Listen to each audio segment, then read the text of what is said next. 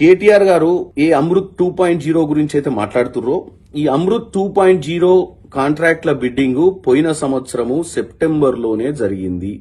ఈ కాంట్రాక్టు ఆయన సొంత మిత్రులకు ఆంధ్రప్రదేశ్ ఎంపీ మిథున్ రెడ్డి గారికి, సత్యం రామలింగరాజు గారి కొడుక్కి మరియు మెగా కృష్ణారెడ్డి గారికి 3 ప్యాకేజీల ద్వారా 3,656 కోట్లకు ఈ బిడ్డింగ్ ఆయన ఇచ్చిండు.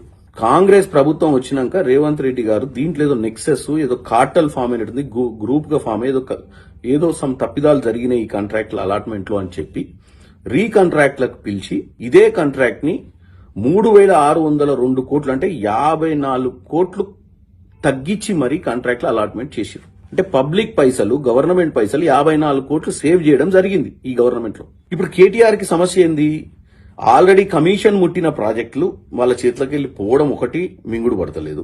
2, ఎవరైతే వాళ్ళ సొంత బీఆర్ఎస్ పార్టీ ఎమ్మెల్యే అల్లుడు రేవంత్ రెడ్డి గారికి దూరపు చుట్టాన్ని దీంట్లో మధ్యనకు లాగి ఏదో జరిగినట్టు ప్రజల్ని తప్పుదోవ పట్టిస్తూ 3,656 కోట్లకు ఆయనే టెండర్లు ఇచ్చిన వ్యక్తి ఇప్పుడు 3,602 కోట్లకు కాంగ్రెస్ ఇచ్చినాక దాన్ని తప్పుడు ఫిగర్లు చూపించి 8,000 చిల్లర కోట్ల ప్రాజెక్ట్ ఇచ్చినట్టు తెలంగాణ ప్రజల్ని తప్పుదోవ పట్టిస్తున్నట్టు కేటీఆర్. 10 ఏళ్లు దోచుకున్న కేటీఆర్ కి ఆ దోచుకునే అలవాటయ్యి గత 10 నెలల నుంచి ఏమీ దొరకక పులి గనక ఆహారం కోసం ఎతికినట్టు అడవిలో అట్లా ప్రతిరోజు పైసలకు అలవాటు పడ్డ ఈ కేటీఆర్ ఈ 10 నెలల నుంచి ఖాళీగా ఉండక రోజు పొద్దున్న లేచి మురగడము అరవడము మొదలుపెట్టిండు.